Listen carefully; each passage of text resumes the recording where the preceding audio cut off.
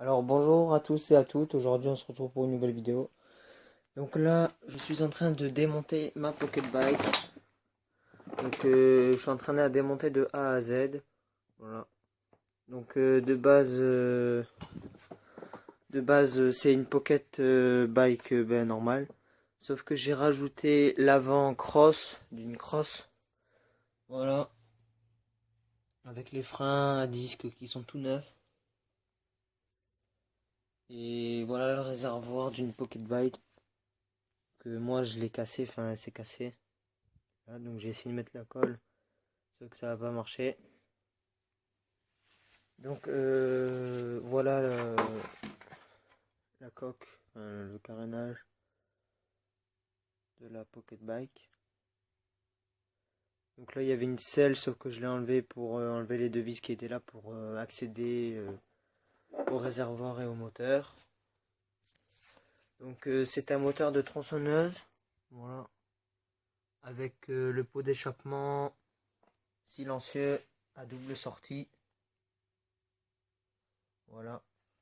Donc, en fait, moi, quand je l'utilise, elle est, enfin, quand tout le monde, enfin,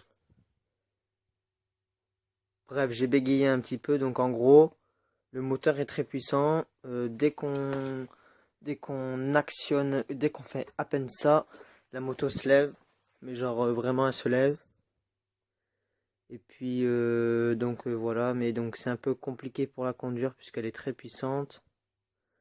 Donc, moi, j'ai essayé de la démarrer un moment parce qu'elle est capricieuse. Sauf que j'ai cassé le lanceur et j'arrive pas à la démarrer avec une ficelle, j'arrive pas, avec une sangle, j'y arrive pas. Perceuse, je peux pas puisque il faut une clé à laine au niveau d'ici. Donc voilà, c'est un peu compliqué. J'ai enlevé le frein arrière, il n'y a plus de frein arrière. J'ai gardé juste le frein avant que j'ai. De base, le frein avant il était ici et le frein arrière était ici, donc j'ai changé les trucs. Là, c'est le frein avant, donc je préfère garder largement un petit frein avant qui fonctionne bien qu'un frein arrière qui ne fonctionne même pas du tout. Parce que le frein arrière, je sais pas ce qu'il a comme problème, mais je l'ai enlevé et je l'ai posé ici. Donc ça ressemble à ça, un frein arrière. Voilà. Avec les patins ou les disques, pas les disques, les plaquettes ici. Voilà. Et non pas les patins, parce que les patins c'est autre chose.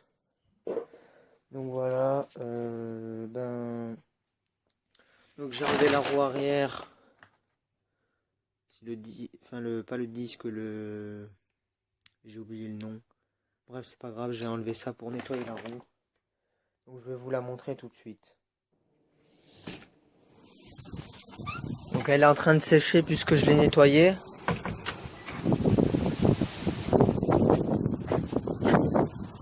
Je vais vous montrer.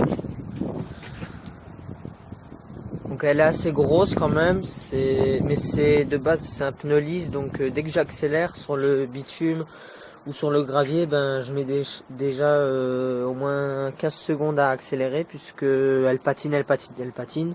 Il faut appuyer tout doucement sur l'accélérateur, donc c'est un peu compliqué.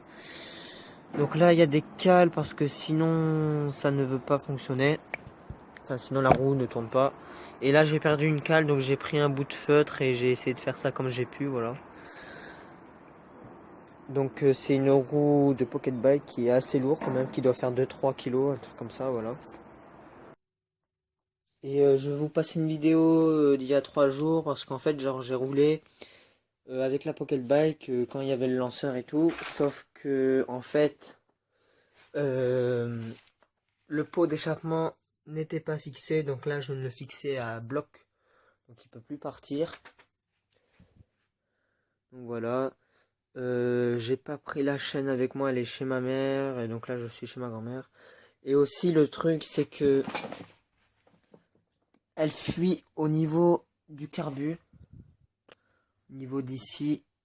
Et donc je sais pas pourquoi, parce que j'ai nettoyé le carbu, je l'ai démonté, j'ai changé le joint, enfin bref, j'ai fait plein de trucs et ça fuit toujours, donc je sais pas ce que c'est. Donc voilà, donc je vais vous montrer une petite vidéo de la Pocket quand elle roulait sans pot d'échappement. J'espère que la vidéo vous aura plu, donc n'hésitez pas à lâcher un pouce bleu, à commenter, à vous abonner. Dans ce cas, on se retrouve une prochaine fois. Allez, ciao tout le monde.